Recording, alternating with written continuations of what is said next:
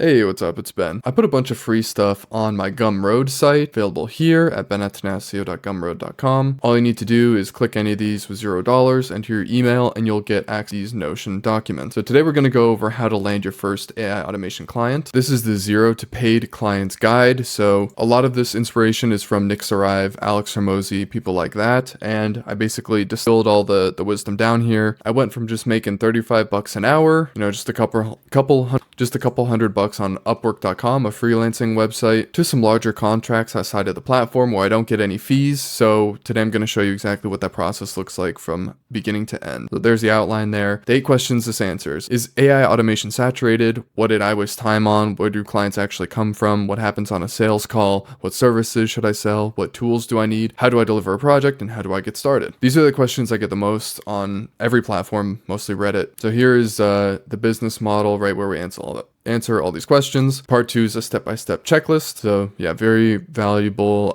Notion doc here with a lot of stuff filled. Is this real? Is it saturated? It's a $70 billion market. I see a lot of people comment online, oh, I can't land any job on Upwork. It's like businesses are literally desperate for people who know what they're doing in AI and automation. They want workflows that run without them instead of more people to manage. As cold as it may sound, businesses have a budget for software, they have a budget for labor, and it's so easy to sell like, hey, instead of paying somebody $5,000 a month to do this job, I'll automate for you and you pay me $500 a month or something like that. So yeah, the market is absolutely huge. What did I waste time on early on? I wanted to get the perfect company name. I got an LLC. I designed the perfect logo. I spent so much time on the website, right? Because my ego would not let me just let it be. I skipped all like what I'm doing now, which is just organic content creation. Cold email, I didn't do at first. I thought it was kind of like dirty. Lead magnets and funnels, and then the shiny object syndrome, right? Just picking different things. What actually got me to start making money in January 2025, as cringe as it may sound, a dopamine detox, a few months of just buckling down, 3 custom video proposals per day on Upwork, which we'll go over, learning make.com and N8N inside and out, and spending 10 to 20 hours a week with AI. So you're basically guaranteed to fail if you have 5 side hustles. Just pick one. As Alex Hormozy says, the riches are in the niches. I combined that with Nick Sarive's tactical playbook and executed relentlessly. So again, none of this information is like secret. I'm just telling you exactly what I did to start making money with AI. Yeah, a month later, I had moved up to $62 an hour on Upwork. This will obviously depend on which country you live in. Anyway, where do clients actually come from?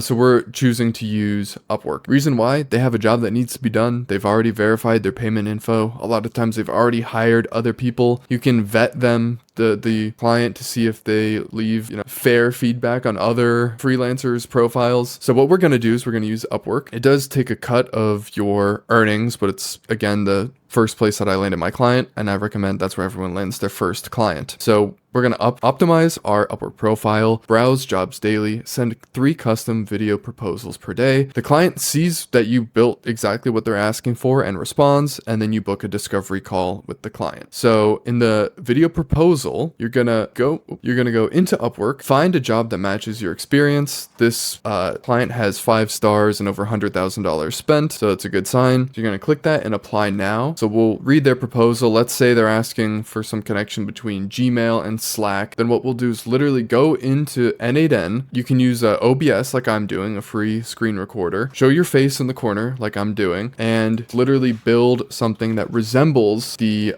finished solution. So there's the Gmail node. Here's the Slack node. Then you literally record a video of like how I'm doing right now. Say something like, hey, this is Ben. I saw your listing about having to connect Gmail to Slack. Well, here's an exact version of that automation that I just built. I could do something similar for you in a very short amount of time. I built dozens of automations like these. So looking forward to hearing from you. Thanks. So you can record this video with a tool like Loom and paste the link in here. You can upload the video to YouTube and paste an unlisted video here. So in your cover letter, you'll just say, hey, I've built solutions like this. Here's a video what I propose. Looking forward to hearing from you. Thanks. The custom video is what's doing all the work here. Yeah, don't overcomplicate it too much. This is the differentiator. Not a lot of people are willing to show their face on screen. Now, if you go onto Reddit, the Upwork subreddit, you'll read read that there are no clients on Upwork. And this is like the same thing when you hear someone say, I submitted 500 applications and I didn't hear anything back from the recruiters. It's like, I think it was the application. I know you're saying it's not the application, but it's probably the application. So anyway, why people think there are no clients. Their video proposals are weak or they don't send them, right? They don't speak English well enough for clients to trust them. That can also go for written English, right? You might want to consider translating your stuff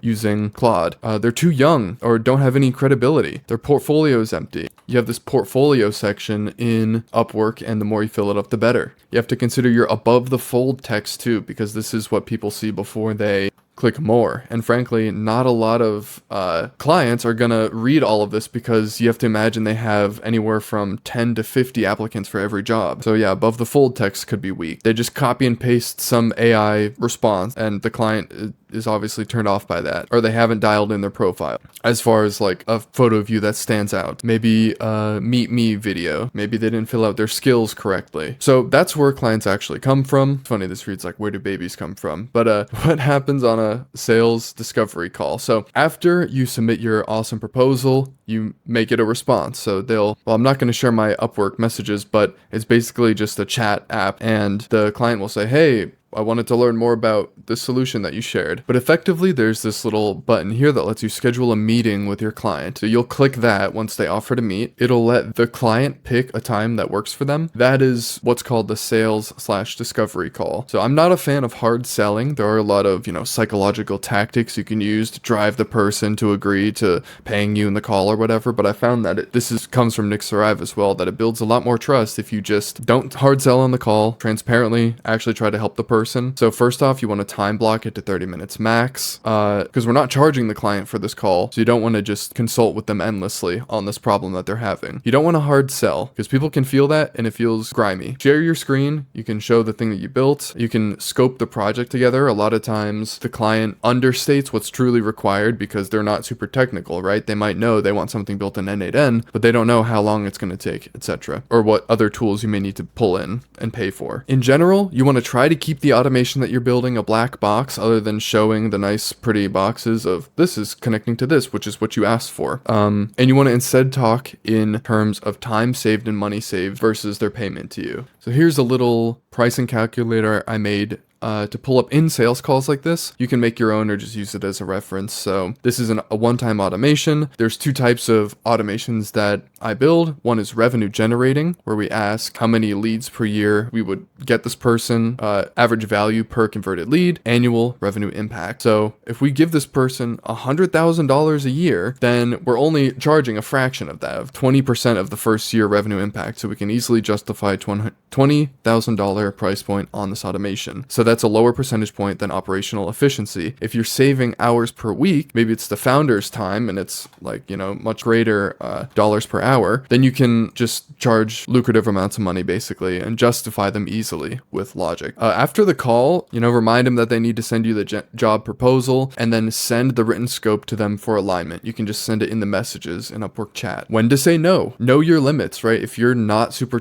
if you don't know how to build what they're asking, maybe you have a lot of experience and you're confident, I could build this anyway. Go ahead and accept it. Maybe you've never built anything with N8N and you cannot truly build what they're asking for. You should decline that. If it's super complicated or like a self-healing AI chatbot, decline, because 99% of the time, what they really want is a full stack, AI engineer. We are just building low code, no code automation solutions. So we will decline those. I've almost never seen any Upwork job, match the true rate for an AI engineer anyway, and this would probably take a team of them. So you just tell them, no worries, we'll part friends. This is not right for me. If they think AI is magic and can connect everything and read 10 billion documents and do 30 different things, you might want to decline that, because they're going to project their disappointment in AI on you when you basically crush their dreams, which I've had to do multiple times in these discovery calls, and just say, no, AI can't tell you how long it's going to take you to read something because it just generates text. It doesn't know how you read, right? So So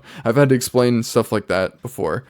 Requires heavy custom code. If you're not a coder, decline that. Say, this is out of my wheelhouse. They'll appreciate the honesty and come back when there's real low code work. Can you clearly justify the ROI? If so, go for it. Handling objections. There's a lot of like sales training you can do for this stuff, but the most common one I get is that it's too expensive. And this is why people are hiring from a lot of other countries besides the United States, right? Is because they just want something done cheaply. So the response to this objection should be something like, yeah, because I actually know what I'm doing. Look at all the proof in my profile. I'm literally showing you how I do this. I've done this dozens of times before. Who else on the platform is doing that? People ghost you all the time on these platforms. So if they don't answer, just leave it and move on, maybe after one follow-up. But the pricing model to keep in mind for this is that you can start hourly to build trust, but then you want to move to fixed price contracts as quickly as possible. So when you work hourly, you're actually penalized for doing work more quickly. So you want to make a productized value-based offer. Value-based just means it's differentiated between what other people deliver. So a bad fixed priced offer would be, I build AI automation. A good value-based fixed priced offer will be, I'll give you 100 new clients every month for $5,000 a month, but you only pay me if I get these 100 clients. Okay, so what should I actually sell? This is another question I get a lot online. The simplest one here is a custom GPT or a Claude Project, just a knowledge-based chatbot. A lot of times companies have repeatable work that they just need a chatbot to always remember about their company, and then they can repeat stuff with AI. Super easy, you don't need to build anything on top of it. I built one for a client and they literally hit their plan's limit using it during a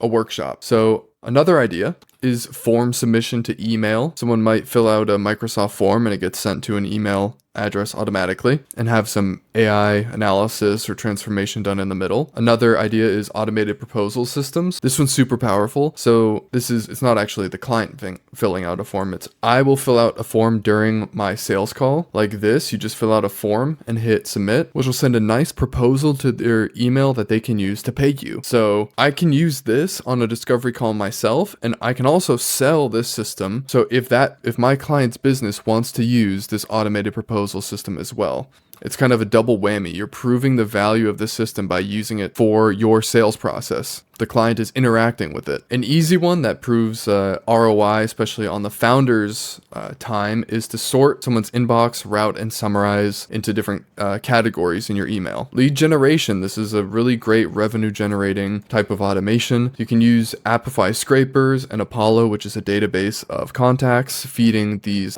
low-code automation flows. You can scrape leads, enrich them with AI, and then do automated reach outs like through cold email, for example. So this is like some, not hidden tech, but it's like a lesser known, very, very powerful automation. Lead generation is the bottleneck for so many businesses right now. Podcast transcription and knowledge distillation. It kind of goes up to this custom knowledge-based chatbot, but it turns podcasts, like maybe a founder's knowledge, into consistent searchable knowledge base.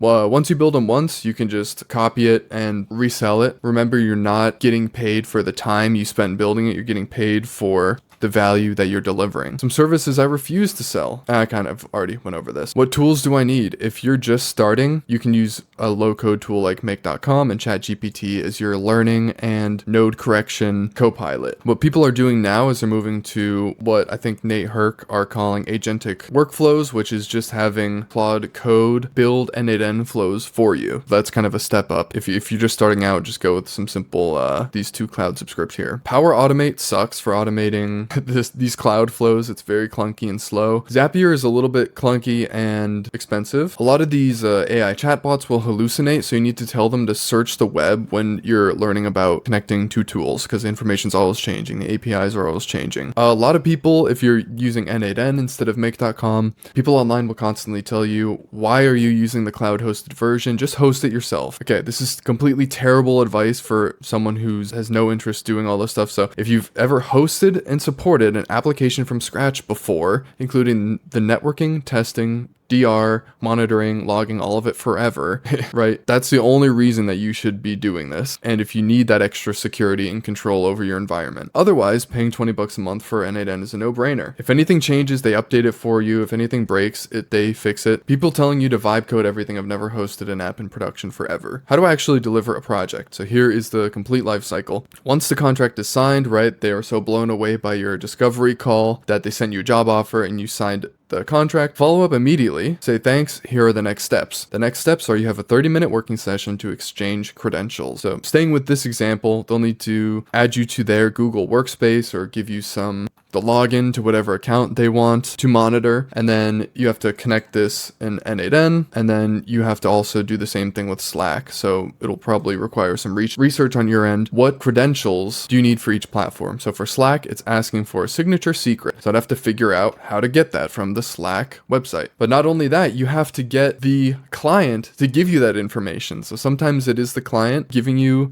the login information and the credentials and adding you as a guest to their workspace. That's preferred, right? You don't want to build something on your own N8N account. So you should also be using the client's N8N make.com account, unless it's something really small that you are confident to run forever on your own account. But yeah, you got to do your homework ahead of time so you know exactly what to tell this person to grab from which website and which permissions they need to give you, etc. Then you build the thing. You have to log your work in Upwork and also give regular updates to your client over message. Then you deliver the project and you have an over delivery package. So this can just be a message in Upwork, or if you're communicating with them via email, you can send them an email. You basically explain what you did, record a video of you going over the entire thing from start to finish, as well as what they might want to do to enhance it in the future and what they might have trouble with if there's any common troubleshooting steps involved. That way, when you're handing it off, you basically say, here's everything, you're never locked into me, and that goes a long way into building trust. Then you can ask for more work. So something that commonly happens is when you have access to Gmail and you have access to Slack, you might find something simple that they're not automating yet that you could do trivially for them as well. So you can ask for more work. Hey, I noticed that XYZ can be automated. Want me to scope that out and we can talk about what that would look like? Then you repeat this until the retainer conversation happens. So the goal with all this hourly and fixed pricing stuff is we want to get to a retainer, which is where the client pays you monthly to be available. Maybe you're giving them a certain amount of new enhancements or automations per month. Maybe you're consulting them for AI transformation in another part of their business. But you basically have to give them a ton of value so they want to pay you monthly. During the build, you can give daily updates to start. If you are running into any issues and it's taking you longer than you expect, don't tell them about what specifically went wrong with your freaking HTTP whatever. They don't care. They just want to know how long it's going to take. Keep the automation itself and the technical details a black box to the client. Add comments to your work, your hourly work entries in Upwork. That helps protect you against disputes. Here's more on the over delivery. You give all the source code so they're not locked in. You do a custom screen recorded video walkthrough. So again, where I have OBS here with my face and I just say, here's this, and open it up. I'm polling 10 emails every time, and that's because this, and you just show everything working from beginning to end. You can take that recording if you're using something like Loom, it'll create a transcript for you. Same thing with YouTube. On any YouTube video, you can open the description, go all the way down to show transcript. You can copy this entire thing. You can go to Claude, paste the transcript in and just say generate an SOP, copy that and paste it into a Google Doc and provide the link to that doc in your over delivery package. I absolutely love this advice from Nick Sarive, which is leave a review on Google Maps and Trustpilot. All you got to do is say, hey, this is Ben. I worked as a vendor for this company. Just want to say, XYZ guy is very nice, communicates well, and I like working for these guys. You can also ask for a review on Upwork, right? It's very important for your profile to get 5-star reviews. Okay, this video is getting pretty long, so this talks about asking for more work and moving to a retainer. Couple hot takes to finish off.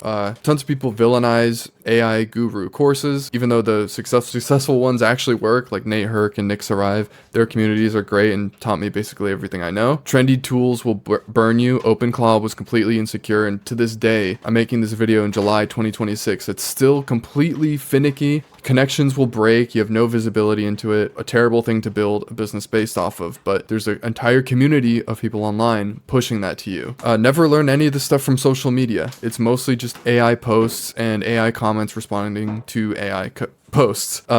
I'd recommend just YouTube videos where it's actually a person talking, and also chatting with your AI chatbot of choice as your co-pilot. I love this like kind of quote from Alex Hormozi. He says, if you watch a video and don't change your behavior afterward, it was just entertainment. Education means you watch content and change what you do as a result. There's a ton of people who will say, well, I'm a special snowflake, I can't do it for XYZ reason. And if you tell yourself that, then you're right. This video is for the rest of the people. You don't need to understand code. AI can generate and understand all the code you want for this. Some younger people message me like, hey, is it possible to make money using AI automation? And my honest answer is like, probably not right now at this point, because you don't have any portfolio or experience, and people are just not going to take you seriously because of your age, as bad as that sounds. So you basically just need to build an undeniable stack of proof now that'll help you in the future. Misconceptions are, I'll make money in a month. Probably not, unless you're really dialed in and in a season of focus. Having 5 side hustles is going to kill you. If you don't want to work weekends, you're leaving 28% of all time in your life on the table. And just a mindset of someone else is going to come save me in life when it's 100% on you. So this video has already gone on long enough. I hope it was at least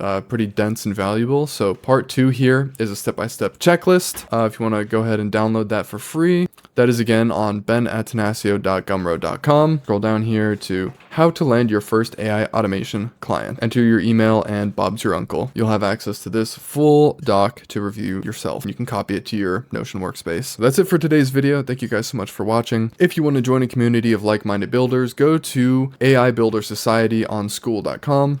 You can also find it by going to aibuildersociety.com, and it'll redirect you here. We have a classroom, but most importantly is just a community. So that's it. I'll see you in the next one. Peace.